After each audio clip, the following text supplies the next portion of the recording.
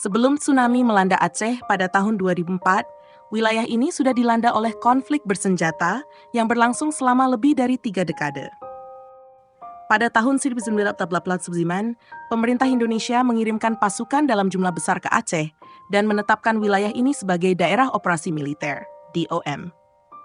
Masa DOM ini dikenal sebagai salah satu periode paling gelap dalam sejarah Aceh, di mana banyak terjadi pelanggaran hak asasi manusia, termasuk penangkapan sewenang-wenang, penyiksaan, penghilangan paksa, dan pembunuhan di luar proses hukum. Banyak keluarga kehilangan orang-orang tercinta, dan trauma akibat kekerasan ini masih dirasakan hingga kini. Konflik antara GAM dan TNI juga berdampak pada kehidupan sehari-hari masyarakat. Ekonomi Aceh terganggu, banyak sekolah ditutup, dan banyak anak-anak Aceh yang tumbuh dalam suasana ketakutan dan ketidakpastian.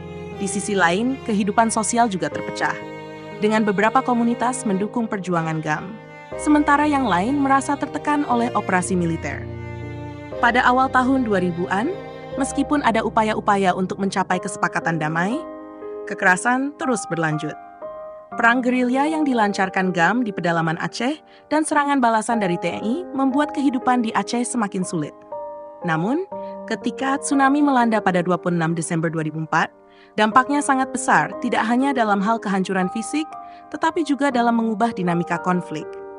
Bencana ini menimbulkan kesedihan yang mendalam dan kehancuran yang meluas, tetapi juga membuka jalan bagi perdamaian. Tragedi tsunami mengguncang kedua belah pihak untuk melihat penderitaan yang luar biasa dari rakyat Aceh dan mendorong mereka menuju perundingan damai yang lebih serius.